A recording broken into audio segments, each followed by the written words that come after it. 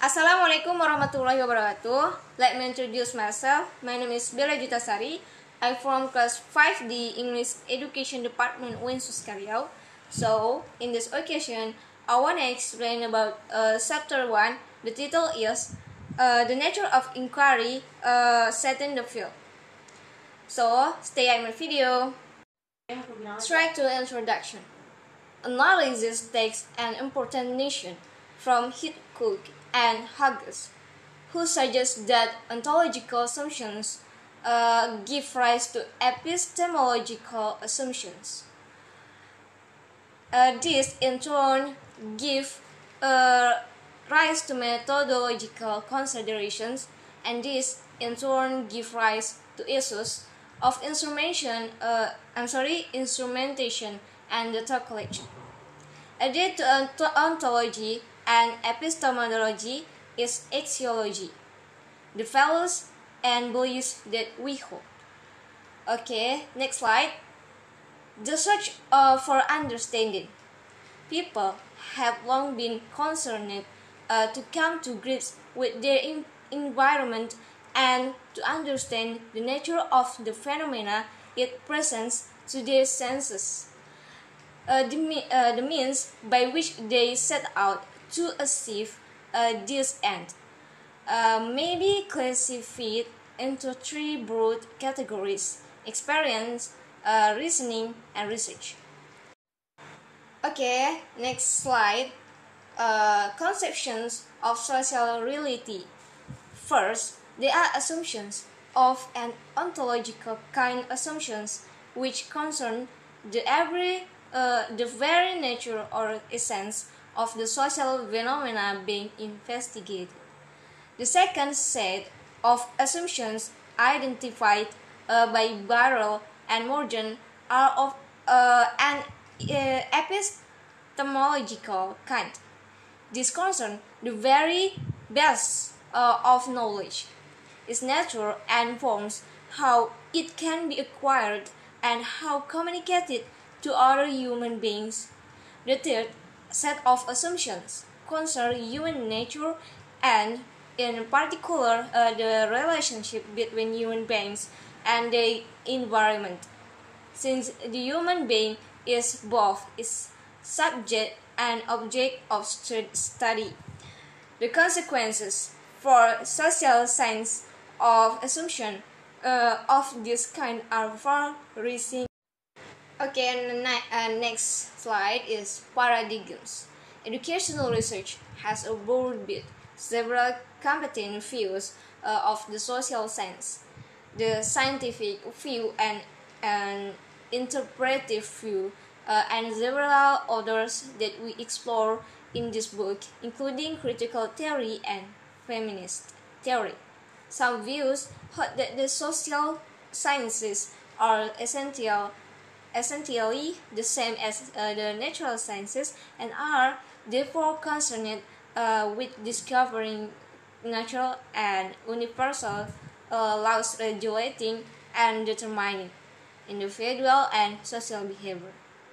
The interpretive view, however, while sharing the rigor of the natural sciences and the concern of social sciences to describe and explain human behavior in basis, how people differ from inanimate natural phenomena and indeed from each other.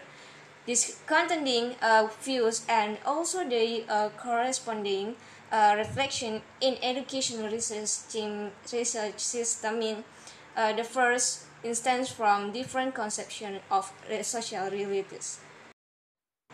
Okay, next slide is positivism. Although positivism has been a recurrent theme in the history of Western thought from the ancient Greeks to the present, it is historically associated with the 19th century French philosopher Auguste, who was the first thinker to use the word for a philosophical position, and who gave rise to sociology as a distinct discipline. Okay, next slide. the assumptions and nature of science began with an examination of the tenets of scientific faith, the kinds of assumptions held by scientists often implicitly as they go about their daily work. First, there is the assumption of determinism. This means simply that events have cause, that events are determined by other circumstances, and science proceeds on the belief that these causal links. Okay, next slide is the tools of science. Concepts express generalizations from particulars, danger, achievement, alienation, velocity, intelligence, democracy. Examining these examples more closely, we see that each is a word representing an idea. More accurately, and a concept is the relationship between the words. Okay, next, the scientific method. The scientific method initially involves systematic observation, moving to interconnecting ideas coherently, and without internal contradictions, or creating a scientific model, which is then tested by further observation. Next is criticism of positivism and the scientific method.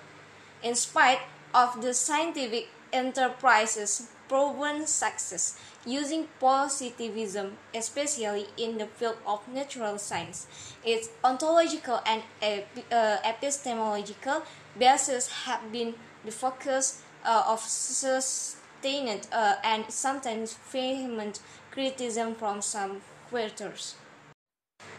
Okay, next slide is positivism.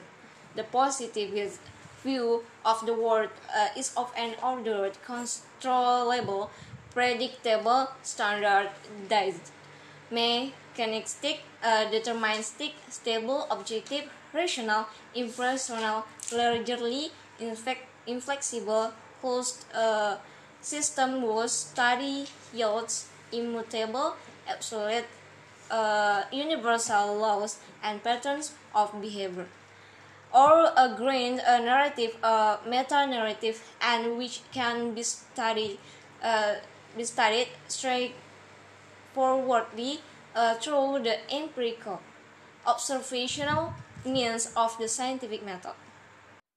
Okay, next slide is alternatives to positivistic and post-positivist social science.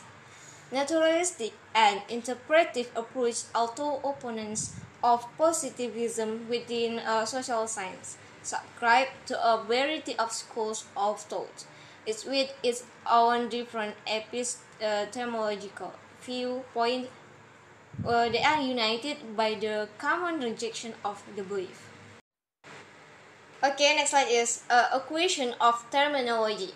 The normative and interpretive paradigms. So far, we have introduced and used a variety of terms to describe the numerous branches and schools of thought embraced by the positivist and anti-positivist viewpoints. As a matter of convenience and as an aid to communication, we clarify at this point two generic terms conventionally used to describe these two perspectives and categories subsumed. Okay, next slide is phenomenology, ethnomethodology, symbolic instructionism, and constructionism. There are many variants of qualitative naturalistic interpretive approaches. Identify several such genres. Under major genres, they include those which A. focus on culture and society, B. focus on the lived experience of individuals, and C. focus on text and talking, and D. use grounded theory approaches. Okay, next slide is criticism of the naturalistic and interpretive approach. Critics have wasted little time in pointing out what they regard as weakness in this newer qualitative perspective. They argue that while it is undeniable that our understanding of the actions of our fellow beings necessarily requires knowledge of their intentions, this surely cannot be said to constitute the purpose of a social science. And the next is postmodernist and post-structuralist perspectives. It is not only positivists who challenge the modernist positivist conception of the world as subjectivity and objectivity in educational research. The preceding overview has alluded to the sympathies between some paradigms and objectivity in research and other paradigms and subjectivity in research. To make such an exclusive, separation is a chimera of false dichotomy with regard to objectivity. To say, for this instance, that objectivity inheres in positivism, and positivist approaches overlooks not only the several interpretations of positivism and positivism, but what it means to be subjective. And next is the paradigm of complexity theory. In complexity theory, a self-organizing system is autocatalytic and possesses its own unique characteristic and identity, Kelly and Ellison, which enable it to perpetuate and renew itself over time. It creates the conditions for its own survival. This takes place through engagement with others in a system. And next, conclusion. Alright, about conclusion.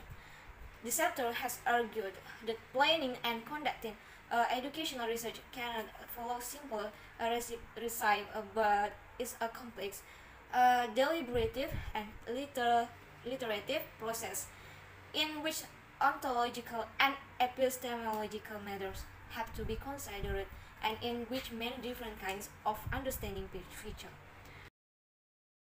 And the argument through the chapter has suggested that foundationalism and the quest for absolute knowledge in educational research is questionable.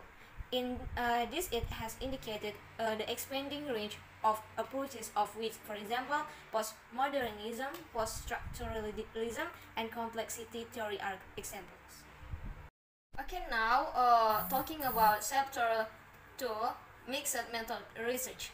Straight to introduction. The paradigm wars in which one stood by one's allegiances to quantitative and or qualitative methodologies, and which sanctioned the rise of qualitative methods and the partial eclipse of solely numerical methods. The next slide is what is mixed method research. Mixed method research defines simple or single definition as the following references indicate. Creswell and Plano, Clark. An introductory definition in suggesting that MMR typifies research undertaken by one or more researchers, which combines various elements of both quantitative and qualitative approaches. And the next slide is why use mixed method research. It is claimed that MMR enables a more comprehensive and complete understanding of phenomena to be obtained than single methods approaches, and answers complex research questions more meaningful, combining particularity with generality, paternate regularity with contextual complexity. Insider and outsider perspectives focusing on the world and its the twin parts and the cause of effects. Okay, next, the foundations of mixed methods research. Creswell and Clark 2011 identify four paradigms or worldviews. They also chapter one is post-positivism, quantitative research in which emphasis is placed on the identification of causality and its effects, focusing on variable and their manipulation. Next slide is working with mixed method approaches. There are no blueprints for how to work with MMR. Its piece of research is unique, and the researcher has to decide how to design and implement the research based on its own proposed foresee merits and characteristics. What follows then are considerations in coming to these dedications in terms of design issues, research questions, sampling data collection and analysis, and writing up the data analysis. Okay, next, stage in mixed methods research. Creswell 2012 set out a 7-step process in MMR planning and conduct. Step 1 is determine whether a mixed method study is practicable and feasible. Step 2 is set out the rationale for mixing methods. And step 3 is set out the data collection strategy. And step 4 is develop quantitative, qualitative, and mixed method questions. And step 5, collect quantitative and qualitative data. And step 6, analyze data separately, concurrently, or both. And the last is write the report as a 1 or 2 page or a multi-page study. Okay, the last chapter is conclusion. This chapter has suggested that MMR constituted an important way of looking at the social and educational world that is informed by a pragmatic paradigm of practicality and answering research purpose and research questions. What works in planning, conducting, and reporting the research, which rests on a range of ontological, epistemological, and axiological foundations. And then move from the material and paradigms, principles, ontologies, and epistemologies to a practical account of its implication for the practice of research. Okay, maybe until here my presentation. If I have mistake, I'm so sorry. And wassalamualaikum warahmatullahi wabarakatuh.